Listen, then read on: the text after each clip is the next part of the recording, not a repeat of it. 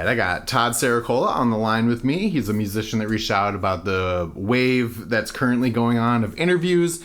So I'm going to go ahead and give him the chance to introduce himself. Hi, yeah, my name is Todd Cericola. I go by Todd Anthony in music here, but I'm an independent musician from right outside of Philadelphia, and just released my new album Words and Music on Spotify and Apple Music. Awesome, that's great. We will definitely get into that and talk about how that came together.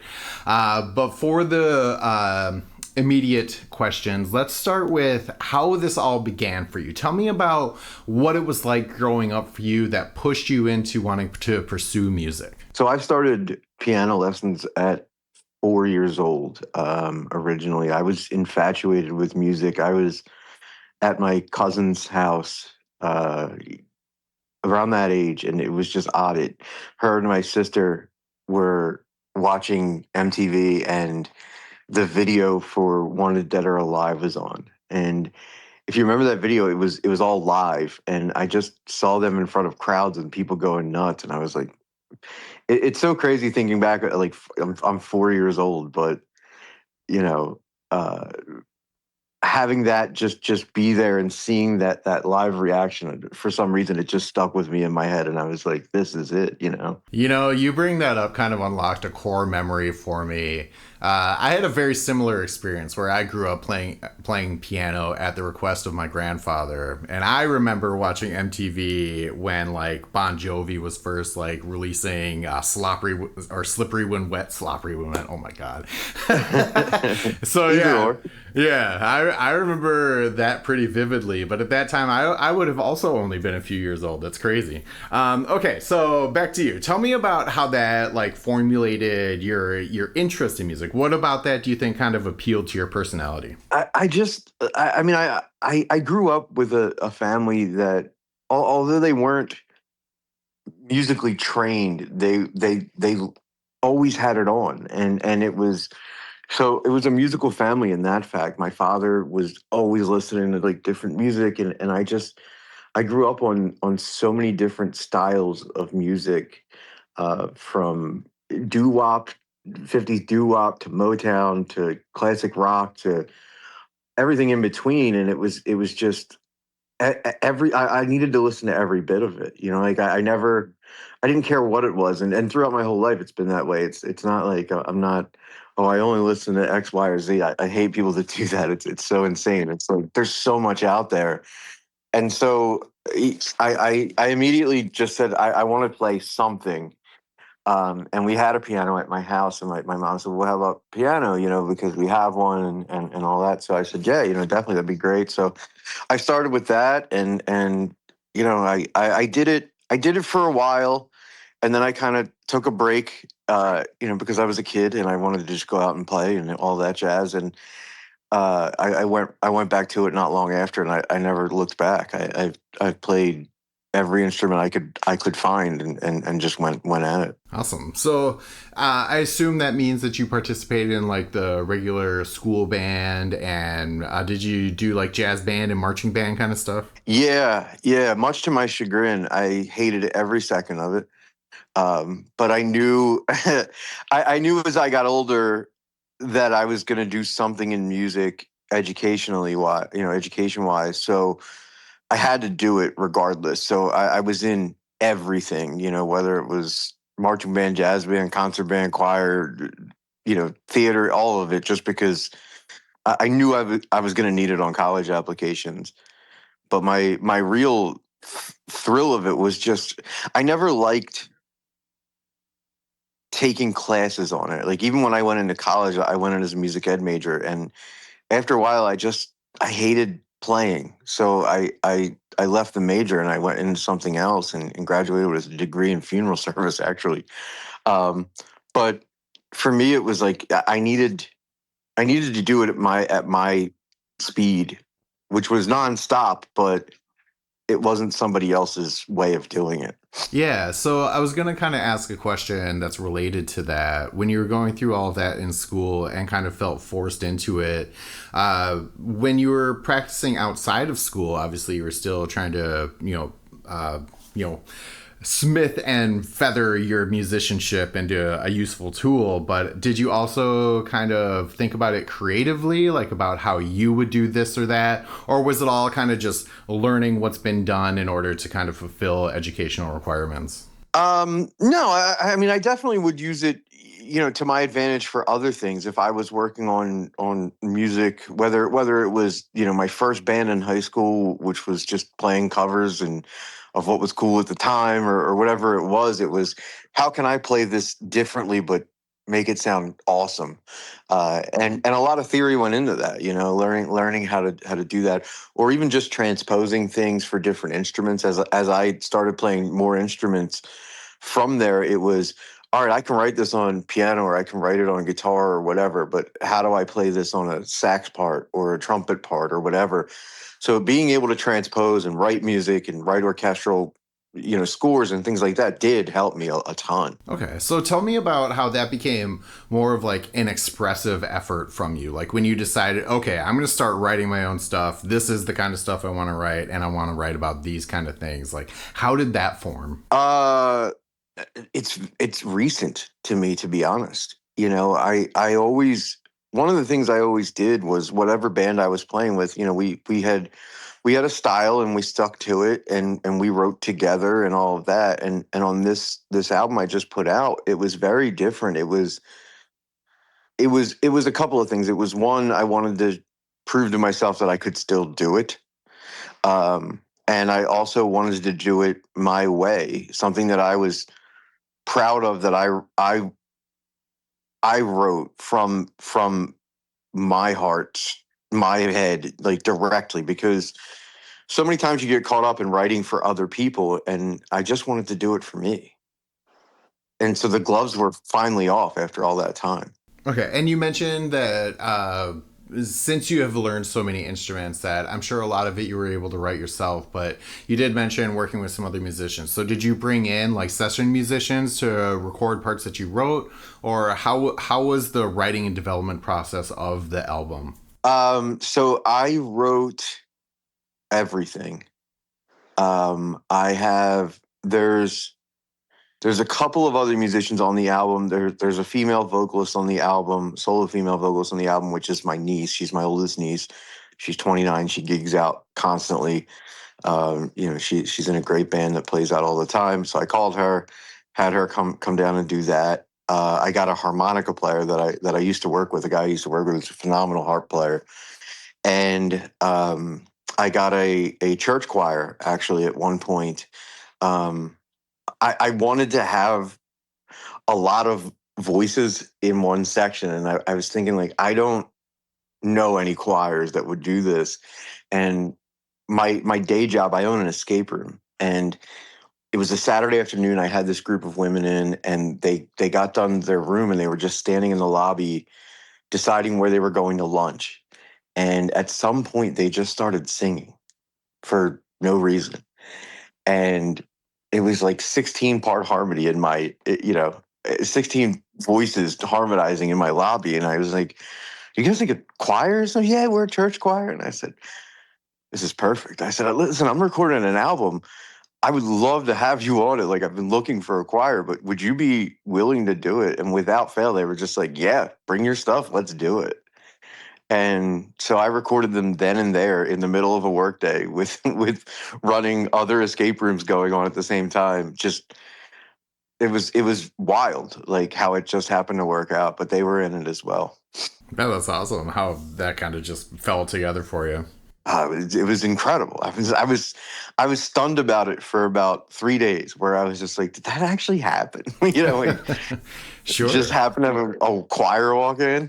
It was nuts. Okay, so tell me about where this is going for you. Where do you want to move to now that the album is out?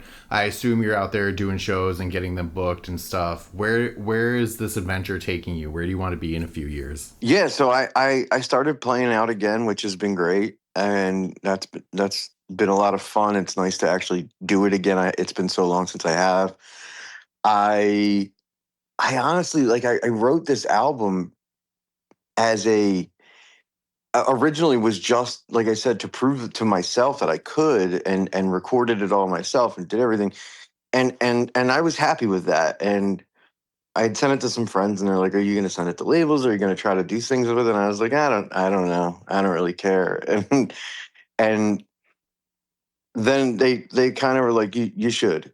And so I started. I started sending it out. I started doing it, and yeah, I mean, I would love to go back into it where it becomes that full time career like every other musician wants, and so on and so forth. I've been writing again, um, to start recording, probably in the fall. I'm hoping to start recording again for my follow up, which, it's going to be close, but a little different. A little bit more upbeat.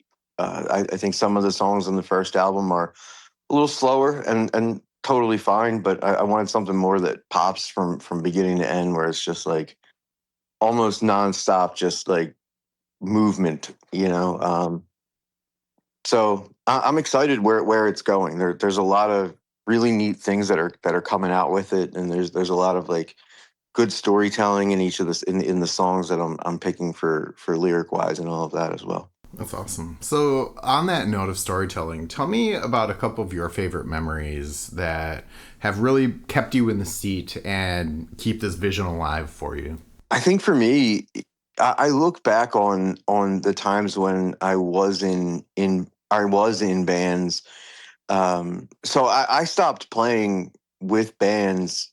I was about 23, and I I just would write. I would just sit and write, and I have a notes app full of just lyrics, and a voice recorder app on my phone just full of like random things that I wrote along the way, and whatnot. But I was content. We had come back from tour, and it was just like the band started to split, and I moved away for a while, and all of that. I moved to Florida for a year and came back and just went right into work, and I've been working nonstop since then, and it's those memories of sitting down and talking to the guys I used to play with, or whatever it might be, and getting it into that. It's one of those things like where you always still want to do it, right? As a musician, you're always looking to still play. You're always looking to go out and show people what you've done, or what your music is, or whatever it is. And I don't think I ever really lost it. You know, starting this album kind of changed a lot, because I was writing things that, for the first time in my life, I did front to back, all on my own, with not working with anybody else, and I was proud of it when I was done with it. I don't know if that makes a lot of sense, because you should be proud of it when you're done with any album. And I was, but not like this, Sure. because my style, like I said, I grew up listening to so many different styles of music, and I was always infatuated with those oldies, or that 60s Jersey Shore sound, and things like of that nature that aren't really around anymore. Why not? And let me write to that. Let me write to that kind of music that I fell in love with at a young age, and just give it a shot, and just send it out and see what happens, and kind of take it from there. So that's what really keeps me going. I hear things. I'll go to some of these shows that older musicians are playing. You'll hear this sax player that just like gets up and wails, and I'm just like, God, this is there was my love in music again. That's what I needed. I needed to hear that guy just walking to. I live in a small town outside of Philadelphia, and we do have buskers on the street sometimes, and things like that, just out sitting around and all. And it's amazing to just stop and talk to them, and listen to them. There's a guy that plays sax outside every once in a while, and he's a great sax player. And it's just like you listen to him, and you're like, yeah, I need to get back into that again. You bring up a very valid point about kind of resurfacing musical genres, and I think there's some validity there where, given enough time, everything is new again, sort of vibe. And I think a lot of things get lost, and without people that are willing to be experimental and explore some of those lost genres of music, we would never see them come back or see a modernized version of that sort of thing. I heard, I don't remember where I even heard it. Um, there's a younger guy out right now. His name's Steven Sanchez. He's like 23 or 22 or 23 years old. He's got his voice is unbelievable. His songwriting is very good, but it sounds like old 50s rock is what he's doing. Yeah, that's cool. I'll And have to look that up. That sounds interesting. it's he like he just put out like a new album, and then I read that he's like taking time off or something. I don't know, but he's like a real good looking, 20 something year old guy with a voice of an angel. He writes his own stuff and Sure. all of this. But like he also like he attracts, like I've seen some live videos of him where like it's younger girls because he's younger, but it's also like older folks as well, like my age in their 40s, going out to these shows because it's this music that we heard our parents listening to and all of that. And I heard it maybe like a year and a half ago. I heard him for the first time, and I was like, "Wow, this kid is doing." And I say kid, but Right. I mean, I've got 20 some years on him. But like this guy is doing what nobody else is doing right now, and doesn't care because it's what he likes. And I was like, that's so.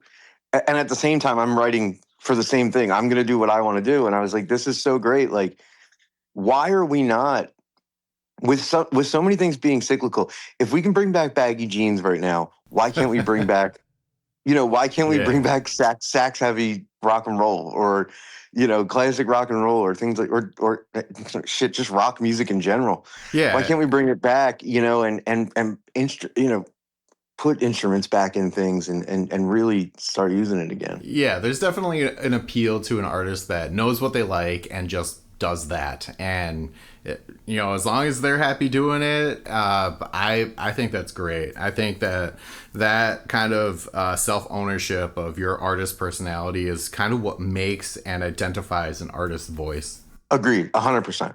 If you are, if look, if you're a, you know, if it's 95 and you're in a grunge band, that's great if that's what you like. If you're in a grunge band because everybody else is doing it and that's what you're going to make it with, quote unquote, that's an issue because you're never going to be fully invested.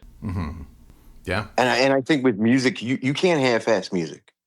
You can't. It's just like any other art. You can't just jump into something and go, I'm going to learn a few power chords. I'm going to I'm gonna learn a couple of scales, and I'm just gonna go out there and write 4 chord songs that just work and get really famous because nobody's gonna care. Right. Especially the traditional progressions that we find all over the mainstream charts these days. Yeah. All right. Well, so on that note, you definitely sound like you have a very unique perspective on it. I highly recommend people go check out your music. Tell me where they can find it. So they can go to toddanthonymusic.com, and it'll link them directly to everything. It's on Spotify under Todd Anthony Words and Music. Same with Apple Music as well. All right, sounds good. So I always like to give the person I'm interviewing the opportunity to put out their last word. So what's a message that you have that you want other people to hear? I think the best thing that I can say is don't ever think that you're too old, because I did, and I'm not. I think that a lot of times we get caught up in, especially in the arts of, I'm too old to go out and do this. Nobody's going to want to back a 44-year-old guy from outside of Philadelphia versus, hey, I'm just going to go out and I'm going to write the best thing I can, and I'm going to put every ounce I have into it, and just see what happens because it's worth it, in the long run.